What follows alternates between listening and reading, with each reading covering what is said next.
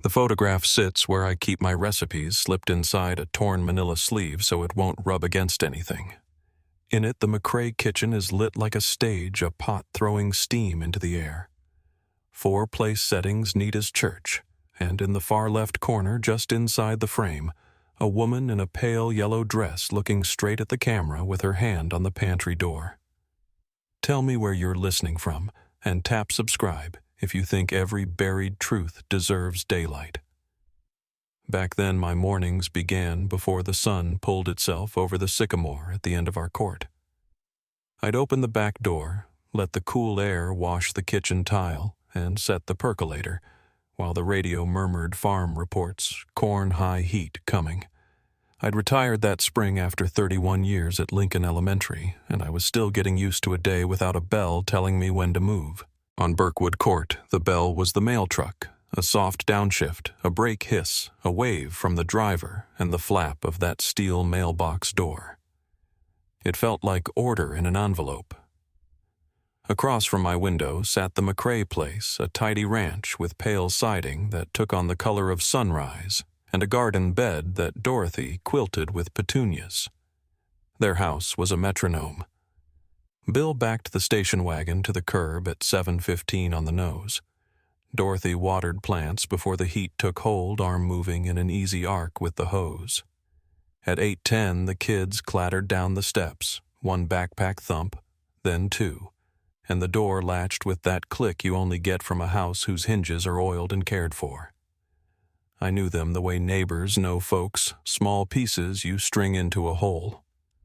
Bill had a mechanic's patience. He'd crouch on the driveway with a socket wrench, hands clean from a jar of orange pumice soap, and talk about the Reds, like the season depended on him knowing when to keep quiet. Dorothy had a laugh that started in her chest and warmed through the room before it ever reached her mouth.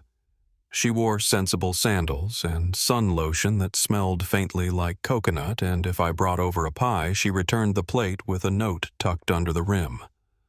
Drew was all elbows and ambition stretching on the curb and ankle socks before he trotted off to run laps around the block. Emily flew after him on a 10-speed that looked a shade too big, handles tape-wrapped in white. They were normal in the way that at the time felt invisible, because safety is quiet until it isn't. Summer carried itself heavy that year.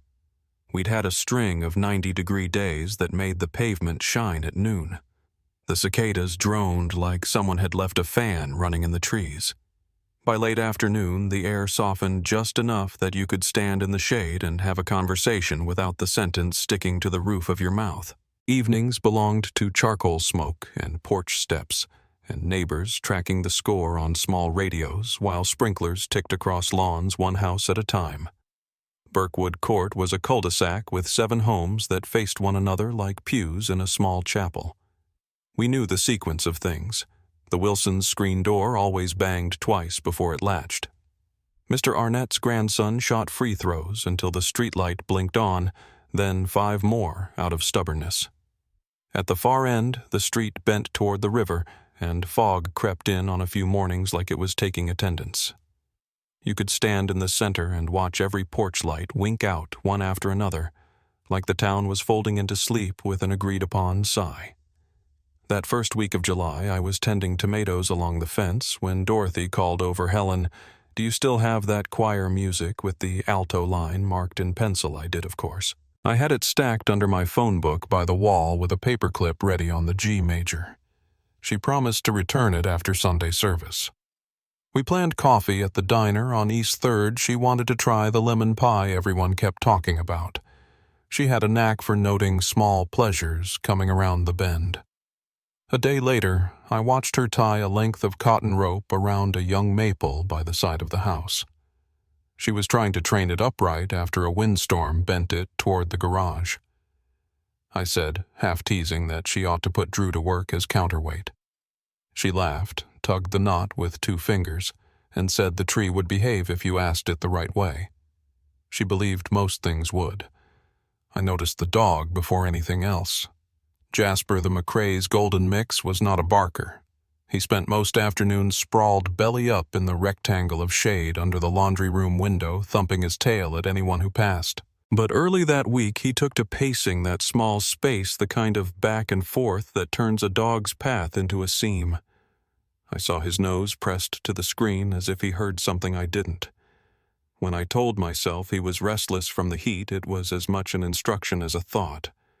We all ran our days on small rituals.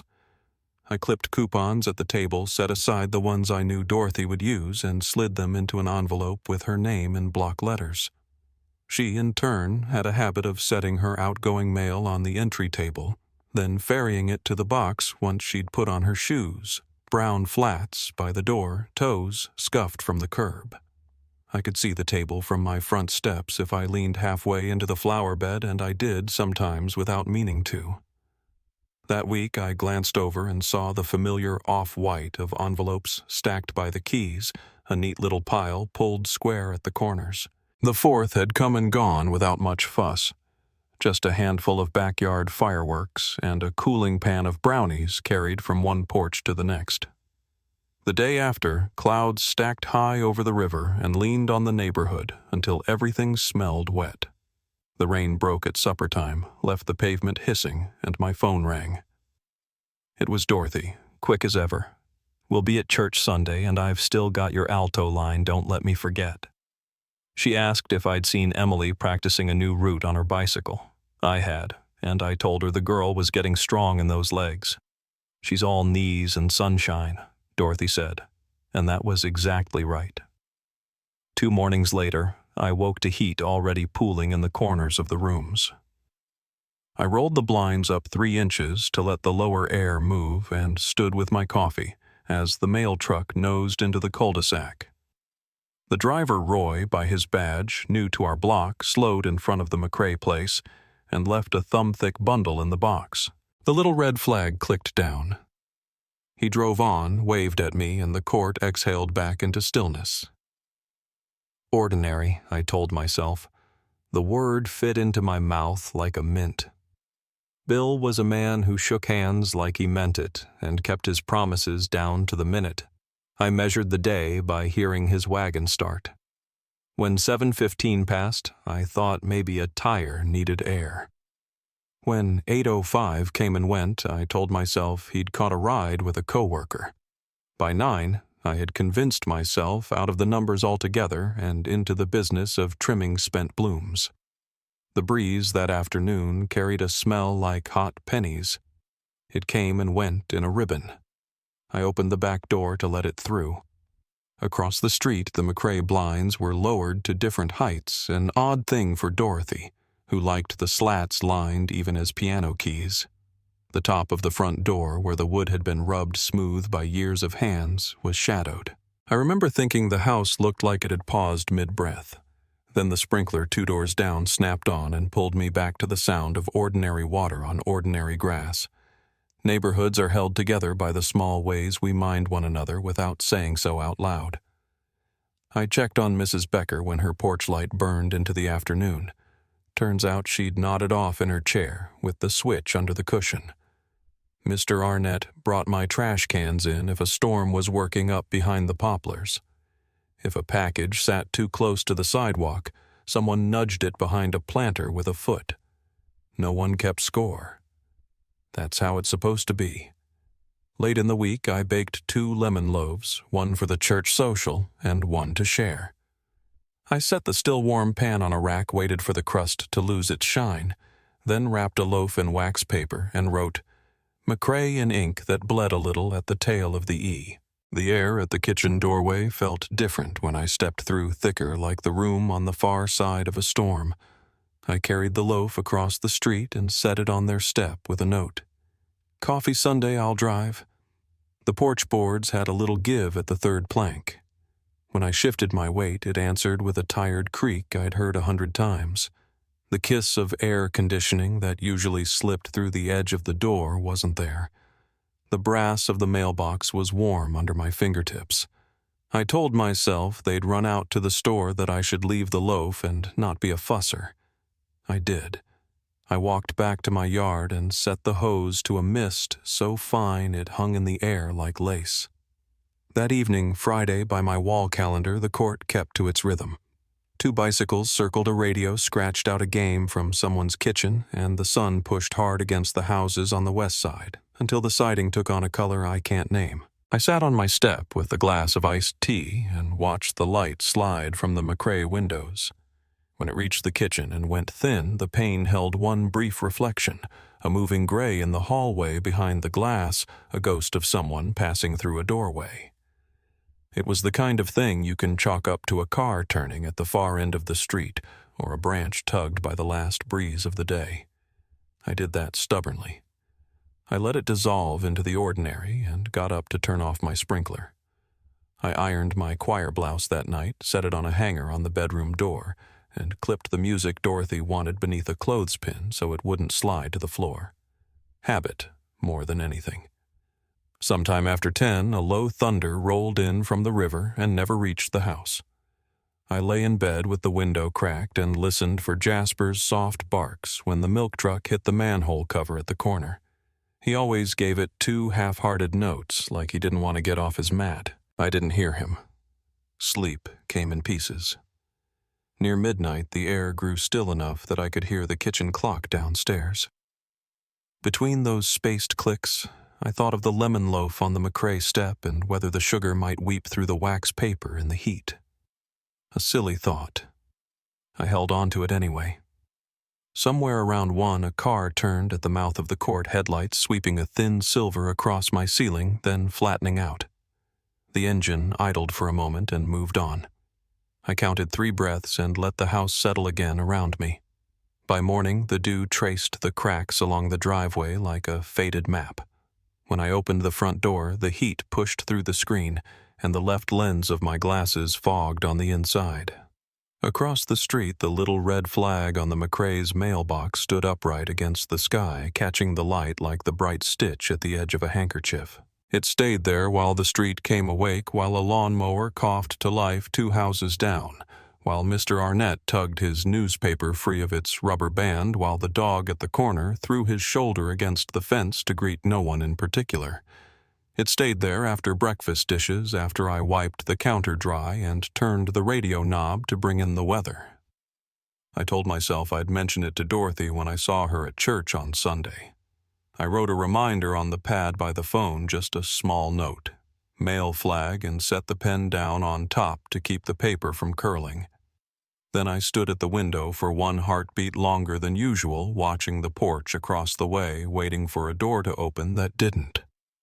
That night I left my porch light on a little later than I meant to, an old habit when I know folks are due home.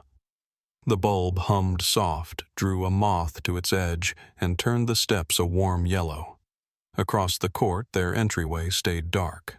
I waited for headlights to slide across their siding and paint the hall in moving silver. None came. The street settled into its summer hush, and the little red mailbox flag held its place against the thick July sky. That night, the air sat heavy the way Ohio summers sometimes do, thick enough that even the cicadas seemed to run out of breath.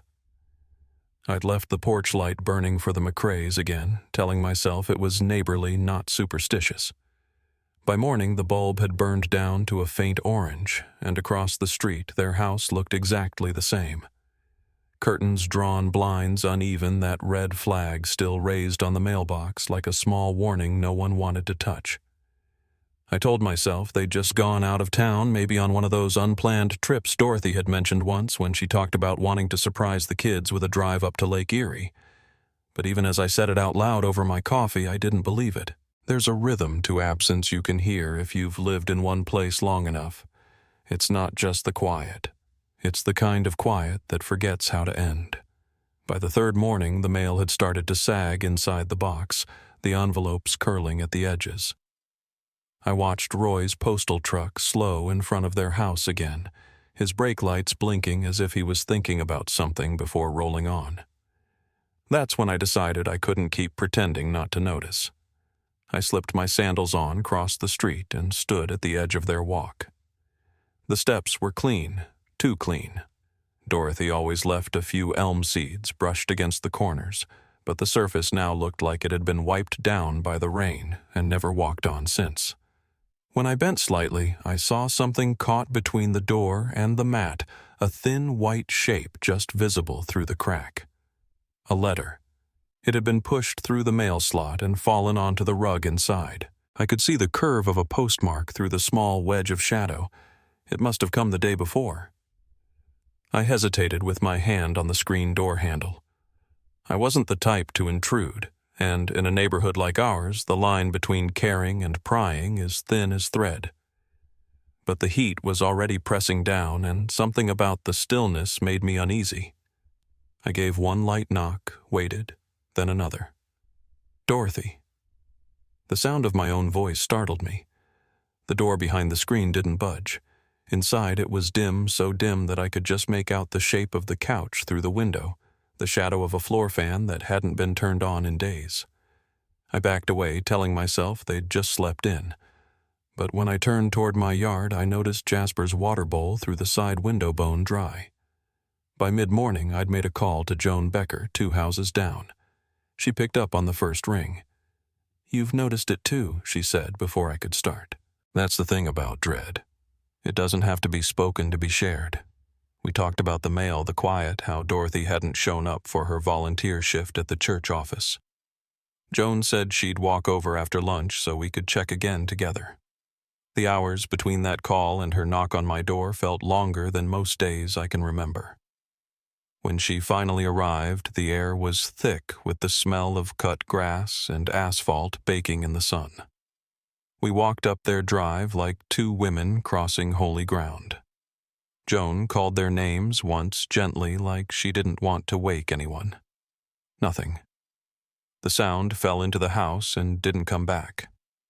We circled to the side yard, past the kitchen window, and that's when I saw the curtains upstairs move just one slat, shifting slightly like a finger brushing past. Joan saw it too. I felt her hand tighten on my arm. We stood there frozen for what couldn't have been more than a few seconds, but it stretched long enough that my pulse seemed to fill the air. When nothing else moved, she whispered, "Call the police." The officer who arrived later that afternoon looked too young for the heat. His name was Tom Carnes, polite, calm, the kind of man who smiled to steady people. He took my statement on the porch, nodding as I explained about the mail and the movement in the window. Then he did what officers always do. Walked the perimeter, tried the doors, checked the windows.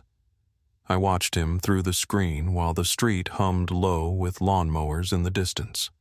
When he came back around, his expression was unreadable. "No sign of forced entry," he said. "House is locked tight. Maybe they went out of town. That might have worked on a stranger, but not here." "Their cars are still in the drive," I said. He looked over as if noticing for the first time. "And the dog." His eyes shifted toward the laundry room window where Jasper's shape had appeared briefly pressing against the glass. Carnes nodded slowly. "I'll file it, ma'am. We'll see if we can reach any relatives." He gave me a small smile before heading back to his cruiser. The sound of the door shutting felt too final for comfort. That night I left my bedroom window open listening. I've never been one for nerves, but every small sound in that house across the street seemed sharper. Around 10, I thought I heard a faint creak like a hinge easing open, but when I looked out, everything was still. I told myself I was hearing the wood settle in the humidity. The mind fills silence however it can. The next morning, the air felt wrong, thick gray like a lid pressed over the street. A fog had rolled in from the river, curling between the mailboxes and hedges. From my kitchen window, I could see the McCrae porch, and for a moment, I almost believed I saw the shimmer of movement inside again. I set down my coffee, crossed to Joan's, and by 7, we were back at their front steps. The fog had begun to lift, leaving the grass damp and cool under our shoes. Joan knocked firm this time. Still nothing. I remember the way her voice cracked when she said, "They're in there. I know it." It took another call to the police before Officer Carnes returned, this time with a partner. They didn't wait as long to move. A small metal tool at the lock, a soft pop, and the door eased open. The heat that came out hit us like a wave stale air that had been trapped too long. The officers disappeared inside their footsteps, muffled by carpet. I could hear the faint scrape of doors opening upstairs, then silence. When Carnes came back, he stepped onto the porch and looked at me with the kind of expression that tells you he doesn't have answers yet. "House is empty," he said. "Looks like they left in a hurry." "Empty," I remember echoing. "But you said the door was locked." He nodded, eyes flicking to the ground. "There's coffee on the counter and a pot burned down on the stove. Nothing else out of place. That should have made it easier to breathe." It didn't. Word travels fast on a street like ours. By the next day, everyone had a theory. Illness, a family emergency, maybe a sudden trip. But under every polite guess, there was that same quiet unease. The second day, the police came back with a detective from the city, Ray Mercer. I didn't know it then, but he'd become a constant in my life for months after. He was older than Carnes, taller, with the kind of composure that comes from seeing things you don't want to describe. He asked me to walk him through everything from the start. I told him about the mail, the letter, the movement upstairs. He took notes without interrupting, just a steady hand and the faint scratch of pen on paper. When he finished, he looked up at the house, the afternoon light glinting off the window pane. "We'll take another look inside," he said. I stood on the porch while he moved through the rooms. It felt wrong waiting there like a trespasser on a place I'd known for years. The sound of the floorboards creaked softly inside, then nothing. When Mercer finally came back, his brow was drawn tight. "Would you mind stepping in for a moment, Mrs. Whitaker?" he asked. My pulse jumped. Inside, the air was heavier, like the house had sealed itself against the world. He led me to the living room where a small table stood near the couch. On it was a ceramic ashtray I'd seen 100 times. It was one I'd given Dorothy for Christmas, painted in pale green with tiny chips along the rim. But it wasn't where it belonged. It had been moved to the middle of the table, perfectly centered. Inside it was a brass key and a torn piece of paper. The note read only 2 words: "Not yet." I can still feel how the skin on my arms prickled when I saw it. "That wasn't there before," I said, maybe too quickly. Mercer studied it a long time before slipping on a glove and lifting the key. "No dust under it," he murmured. "Someone's been here recently." The quiet that followed was different than before. It wasn't just absence. It was the kind that holds breath. Upstairs, a faint hum drifted down the hall. Mercer traced it to the bedroom, where a small television was still running static, the screen dim from days of being left on. He shut it off, and the silence that filled the house was deeper than any sound. That evening, I sat by my window again, watching the shadows lengthen across the McCrae lawn. The sun dipped low, turning the siding amber. I thought about that key, the neat placement of that ashtray, the note written in block letters like someone trying too hard to sound casual. For the first time since all this began, I locked every door in my house before dark. The next morning I woke before dawn. The fog had returned thicker this time. Through it, the McCrae house looked like it had been half-erased, edges blurred. I could barely make out the porch, but there was light inside, faint like the reflection of a screen somewhere upstairs. I told myself it could be a timer lamp, something they'd set before leaving, but deep down I knew better. I picked up the phone and called the station. Detective Mercer was already there. He said he'd come by at first light. When he arrived, the fog had thinned to a milky glow, the kind that makes the world feel smaller. He walked the property again, this time, slower eyes scanning the base of each window, the latch of each door. When he reached the back of the house, he stopped. "This one's open," he said quietly. I crossed the yard behind him and saw it, the kitchen window unlocked, the latch turned sideways. "Wasn't like that before," I whispered. He didn't answer. He just took a breath, glanced over his shoulder at the street and said, "Stay here." I watched him slide the window up and step inside. The sound of his shoes on the linoleum echoed faintly, then stopped. When he came back, his face was pale. "Something's off," he said. He didn't explain, not then, But later I learned what he'd seen: coffee grounds still damp in the trash towels stained a deep brown, the smell of something sour in the air. That night he posted a plainclothes officer at the corner parked beneath the streetlight. I watched from my window until I couldn't keep my eyes open. Somewhere after 1 in the morning, I thought I saw movement again in that upstairs window, the same one where the blinds never quite sat straight. A shadow crossing once, then again slower this time, like someone testing the edge of visibility. When I blinked, it was gone. By dawn, the street was silent again. The mailbox still stood open, the flag still raised the petunias in Dorothy's bed drooping against the morning heat. I didn't know it then, but that day would be the last time Birkwood Court looked the way I remembered. The kind of stillness that once meant peace had turned into something else entirely, a silence holding its breath, waiting for what came next. By the end of that week, the street felt hollow, like something had been scooped out of it. You could stand at one end of Birkwood Court and see every porch light burning just a little longer than usual, as if everyone was waiting for someone else to make the first move. I'd taken to keeping the curtains open halfway, not because I expected to see anything, but because closing them made it worse, like I was sealing myself in the dark with whatever had settled across the block. Detective Mercer came by again that Friday. He didn't park in front of the McCrae's house this time, just a little down the road, engine idling low. The heat had broken that morning, but the air still smelled tired, cut grass, faint gasoline, and something else I couldn't name. When he stepped out of the car, I noticed the circles under his eyes. He looked like a man who hadn't slept. He asked if I'd noticed anything strange since the last visit. I told him about the light I'd seen flicker in the upstairs window, the one that didn't stay long enough to prove it was real. He nodded once, like it wasn't new to him. "We had a man watching the house 2 nights ago," he said. "Saw movement about the same time." He paused, like he was deciding how much to share. "We're pretty sure someone's been coming and going." That sentence hung between us for a while. Someone. Not the McCraes. Someone else. Later that day, Mercer returned with another officer. They went in through the same kitchen window that had been left unlatched.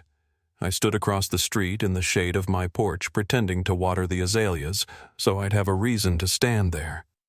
The sound of their footsteps was faint through the open window, muffled thuds on the linoleum, the occasional clink of something metal being set down. Then nothing for a long while. When Mercer finally emerged, his shirt clung to his back and his face had gone pale. He didn't wave, didn't speak, just carried a small paper evidence bag to the car. I found out later what was inside: paper towels stained a brown so deep it had dried almost black. He told me it wasn't old enough to match the date the family disappeared. Whoever was in that house had been there again days after the McCraes were gone. That night, Mercer had an unmarked car posted near the corner. I watched the headlights blink off just before midnight. The car sat there under the street lamp, 2 silhouettes in the front seat, motionless. I thought about making coffee for them, maybe bringing it out with a plate of cookies the way I used to for church volunteers, but something in me said not to. Some silences aren't meant to be disturbed.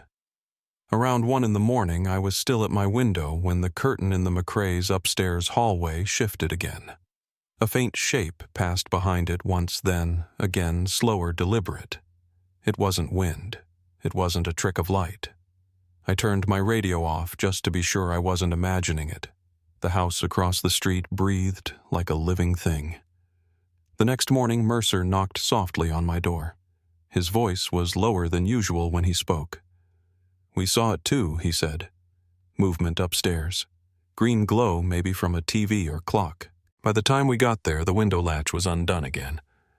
He looked past me toward the house. "They're coming back for something." He didn't have to say who. The investigation shifted after that. Mercer started spending more time in the neighborhood, driving slow loops, stopping to talk to anyone who'd answer the door. He found a young woman from the market who remembered seeing Dorothy the morning before the family vanished. She'd been buying groceries, milk bread, a sack of apples, and a coil of nylon rope from the hardware aisle. Cash, no check, no small talk. that rope bothered him. He asked me once, standing on my porch, if I'd ever seen her use anything like it in the yard or garden. I thought about that tree she'd tied upright a few days earlier, the one she said would behave if you asked it right. I told him yes, she had rope for that. He just nodded, eyes distant, like he was hearing it but storing it somewhere else for later. The following night, another stakeout. I didn't sleep. Around 3, I heard the faint sound of an engine cut off, then tires crunching softly over gravel. I went to the window.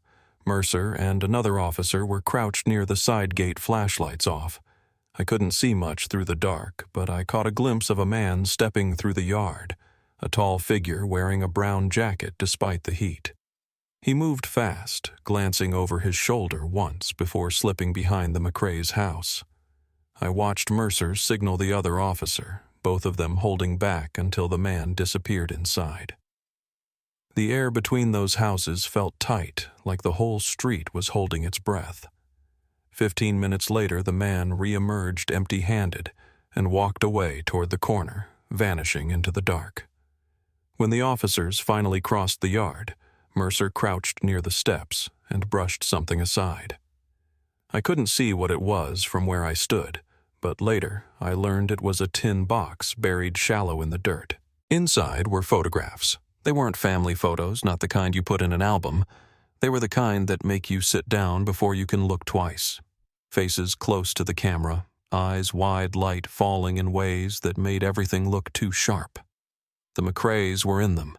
Bill Dorothy, both kids, sitting against a wall painted a color none of us recognized, maybe green, maybe gray. The pictures were dated just 1 day before that man had been seen in their yard. Mercer told me that part quietly, like if he said it too loud, it might become real. They were alive when he took these, he said. After that, Mercer's visits got more frequent, but he spoke less each time. He'd stand in my doorway, hands on his belt, looking across the street while the air buzzed with heat. "We've got a name," he finally said one afternoon. "Peter Holm. He's been in and out of jobs around town, odd work, watch repair, janitor, maintenance." He paused, lowering his voice. "And trespassing. Likes to keep to himself." Holm, he explained, had been seen near the McCrae's street before the disappearance. He lived in a small boarding house a few miles away. They planned to pick him up that night. I didn't see the arrest, but I heard about it the next morning. Mercer came by early, still in yesterday's shirt, and told me Holm had been found inside the McCrae kitchen at 1:30 a.m. The window was open again, coffee steaming on the counter. He hadn't resisted. He just stood there, hands raised, eyes dull. Said he was keeping the place the way it was. Mercer told me, voice flat, like a caretaker. They took him in on trespassing and breaking and entering, but nothing tied him directly to the family yet. He said they'd left on their own. Said he'd seen them drive away in a van altogether on the night they vanished. Mercer didn't believe a word of it. After Holmes' arrest, the quiet didn't lift. If anything, it deepened. I thought maybe knowing someone was behind bars would bring some comfort, but it didn't. The house still looked wrong. A few days later, Mercer stopped by again, this time with a younger officer named Delaney. They'd been keeping watch on Holm after his release, tailing him from a distance.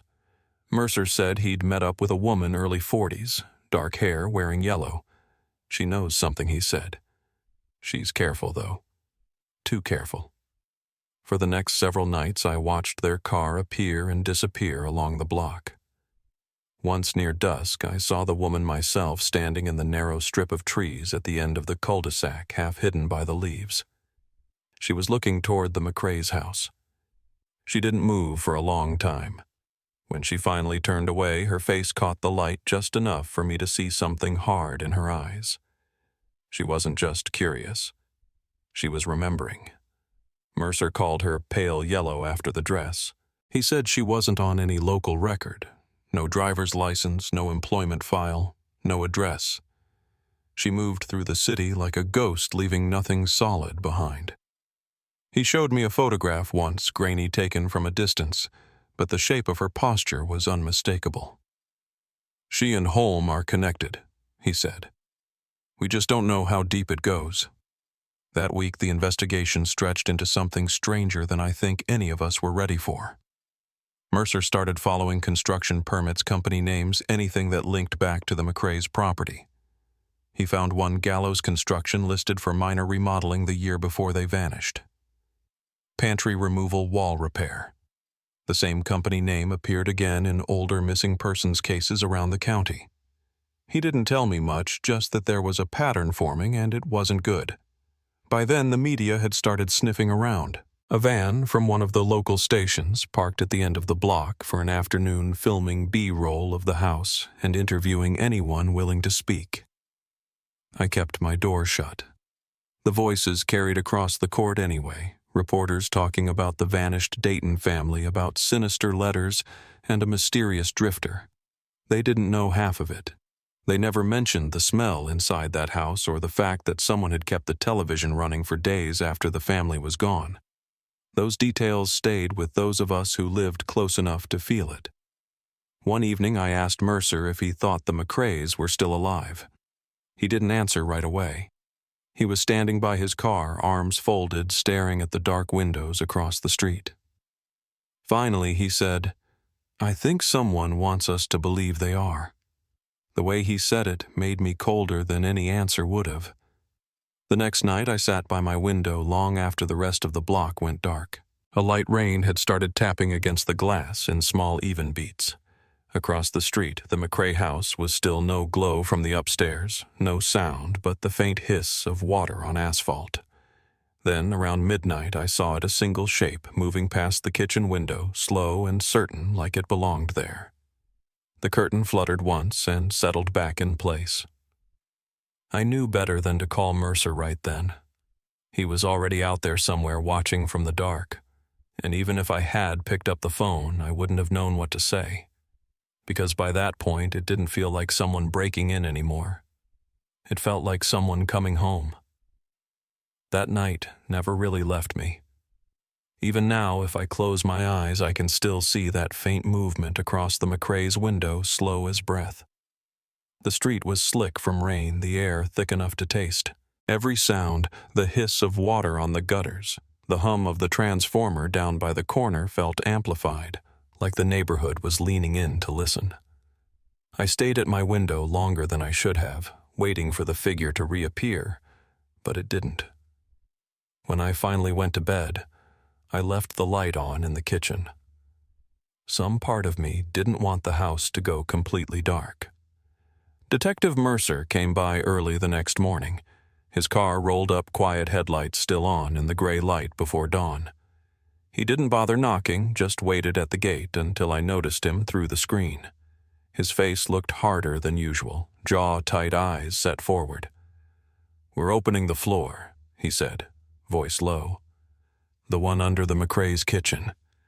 I didn't understand at first, thought he meant tearing up the tile. But then he said they'd found a gap behind the pantry boards that didn't match the rest, and a crawl space that shouldn't have been there at all. By 8 o'clock, there were 4 unmarked cars parked along the street. The kind of quiet that comes with official business settled over everything. Even the birds had gone still. I stayed by my window, trying to keep my distance while still watching. Mercer stood at the McCrae's front steps talking with a man in a gray jacket, some kind of specialist maybe from the county. They carried in equipment, small lamps, gloves, the kind of tools you bring when you're expecting to touch something that shouldn't be touched. I remember the way the house looked in that light, calm and ordinary, as though none of this belonged to it. They worked for hours. The men came and went in careful steps, never rushing, never saying much. Around noon, Mercer walked back across the street to me. He leaned against my porch rail, his shirt damp with sweat, and took off his hat. "It's deeper than it should be," he said. "Like a crawl space that got widened. Somebody built it." His voice dropped on that last word as if it carried a weight he wasn't ready to put down. I asked if they'd found anything. He shook his head. "Not yet," he said, and turned back toward the house. That evening, the sun broke through the clouds for the first time in days. It painted the street gold, sharp and clean, the kind of light that makes everything look temporary. I watched as one of the men carried out a sealed evidence bag. Inside was a small, rectangular object too square to be wood, too smooth to be stone. Later, Mercer told me it was a camera. A Polaroid, old but working. It had been wrapped in a piece of fabric like someone had meant to preserve it. Inside were undeveloped film cartridges, all labeled with the same neat handwriting, dates, times, initials, DM, WM, EM, DM, the McCrae's first letters. They processed the film that night. I didn't see the photos myself, but I saw what they did to Mercer. He stopped by again just before midnight, eyes red at the edges, voice quieter than I'd ever heard it. They were taken in this house, he said, in the days after. He didn't say what was in them, but I didn't ask. Some truths don't need to be spoken to be understood. The next morning, a small group from the sheriff's department arrived with scanners and measuring tools. They mapped the property inch by inch. It wasn't until late afternoon that one of the men called Mercer over, waving him toward the far corner of the basement wall. I couldn't see what they found from my porch, but I saw the moment Mercer realized it mattered. His shoulders straightened and he called for a flashlight. Hours later, when he came back to me, he looked like someone who'd stepped through a door they couldn't close again. "There's another room," he said, "built into the foundation. No records of it anywhere." He described it later when he could finally speak about it. A narrow passage behind a false panel just wide enough for one person to fit through sideways. The air inside was stale and cold, like a cellar left sealed for decades. And along the wall, rows of hooks, wires, and small picture frames hung in a perfect grid. In each frame, a photo. Families. Dozens of them. None I recognized. They traced the pattern of those photographs to something larger, a name they'd seen before. Gallows Construction. Mercer pulled the county records and found it had been listed on renovation permits not only for the McCrae's home but for half a dozen others where families had disappeared over the past 20 years. Different counties, different states, same name, same handwriting on every blueprint. The owner of record was a man named Randall Ray Gallows, though the address listed was a post office box that hadn't been used in a decade. The company, it turned out, didn't exist anymore, not officially. But its paper trail ran deep, and one of its employees had once gone by the name Peter Holm. When Mercer told me that, I remember the way the evening light hit the windows, turning them into mirrors. "He's not just a trespasser," he said. "He's a builder." Holm had been part of the original crew that expanded the McCrae's kitchen years earlier. He knew the structure, the layout, the hidden spaces. And he'd kept the key. That night, they searched Holmes' rented room on the edge of town. What they found there confirmed what Mercer had already started to believe. Rolls of undeveloped film, more Polaroids, different houses, different families, each taken from the same angles, as if documenting a stage set. There were also blueprints, hundreds of them layered with notes and measurements, small X marks drawn in corners labeled "Entry False Wall Void." It was as if Holm or Gallows or whatever name he was using had been creating something far beyond construction. He was cataloging lives, preserving them, and when he was done erasing them. I saw Mercer again 2 days later. He looked exhausted but wired like a man running on the edge of clarity. "We found him," he said. "Montana. Working under a new name. Living in a trailer behind a supply yard." His voice dropped. He didn't run. He just looked at us and said, "You took your time." The arrest didn't make the news for almost a week, and by then, the story had already twisted itself into something unrecognizable. They called him the Builder. The Collector. All those names meant for headlines. But to me, he was just the shadow I'd seen in that window, the one who walked through our quiet neighborhood as if it belonged to him. Mercer came by once more after Gallows was taken into custody. It was late, close to midnight again. He stood on my porch with his hat in his hands, rain misting off the eaves. They confessed, he said simply. All of it. I asked if they'd found the McCraes. He looked down, shook his head. Not yet, he said. But we know where to look. The following week, the house across the street was boarded up. The county sealed it off with tape and plywood, leaving only a narrow gap where the porch light still cast its glow onto the steps. Every time I passed it, I thought of Dorothy's voice, of her saying the tree would behave if you asked it the right way. I thought of that letter I'd seen under the mat, postmarked 2 days after they vanished. Not yet. Those words sat in my chest like a stone. When the call finally came 3 weeks later, it was just after dawn. Mercer's voice was steady but softer than usual. They'd found the McCraes, he said. All of them. Together. The discovery was made in an unfinished house 2 counties over. One Gallows had been hired to renovate back in the late 70s.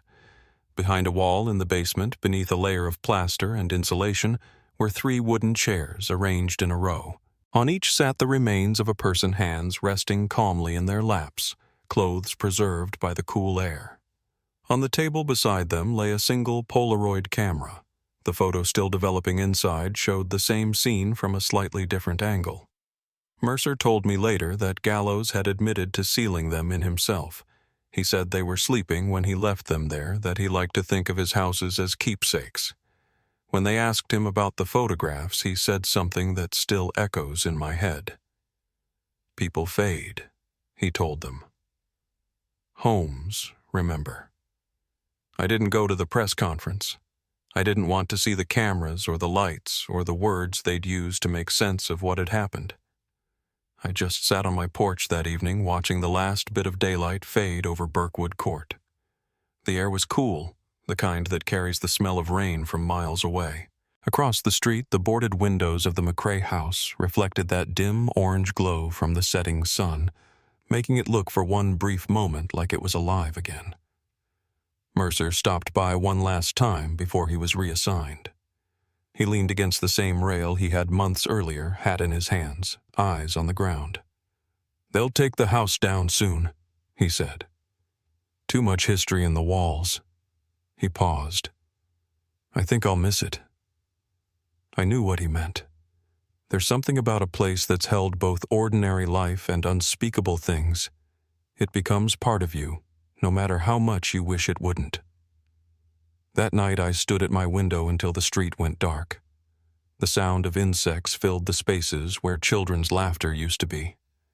I thought of Dorothy's petunias, long since gone to seed, and the maple she'd tried to straighten with rope.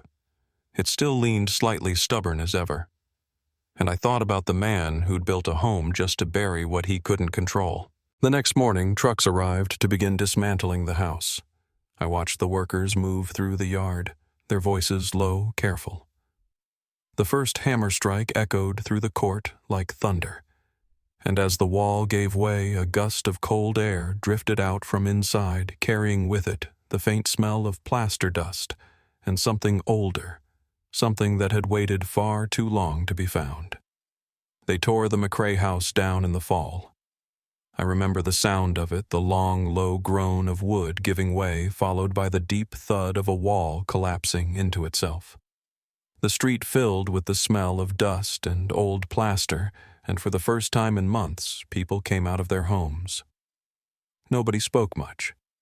We just stood in the yards and watched, hands tucked into our pockets the way you might at a funeral when words have run out. By noon, there was nothing left but the concrete foundation and a scatter of nails that glittered in the sunlight like they still belonged to something. I don't know why, but I stayed long after the trucks left. The air was cooler that day, the kind that carries the first hint of fall, and in the quiet that followed, I realized I could hear the river again. It had been there the whole time, just buried under the noise of what happened. Mercer came by one last time before they closed the case. He looked thinner, older somehow, though it hadn't been more than a few months. We sat on my porch with coffee that went cold faster than either of us expected. He said Gallows had pled guilty to 5 counts of murder, including the McCrays. No trial, he told me. Didn't want one. Said it would only make people remember the wrong things. I didn't know what that meant then, but I do now. There's a kind of cruelty in trying to control how people remember you. Mercer said he'd never seen anything like it. The files, the photos, the way Gallows kept everything cataloged as if he were curating a museum of ghosts. They'd found more photographs in storage units across 3 states. Some matched missing persons cases no one had ever connected before. Others were still unidentified. Whole families frozen in that same eerie calm. When they asked Gallows why he said I liked the quiet after, that was the last thing he ever gave them. He was sentenced to life without parole. He's in a facility up north now, somewhere with no visitors and no windows that open. Mercer told me he doesn't talk anymore. Just sits in his cell, hands folded like the people he used to pose for photographs. There's a small part of me that's glad he's still alive. Death would have made him into a story, and he doesn't deserve one. As for Mercer, he stayed with the department another year. Then he retired early. He bought a cabin outside of Columbus near his daughter.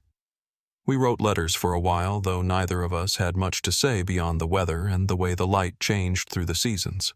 Once he mentioned he still kept the McCray file in a locked drawer, not for work, but because he couldn't stand to leave it behind. You live long enough in the dark, he wrote, and it starts to shape your sight. That was the last letter I got from him. Birkwood Court didn't stay empty for long.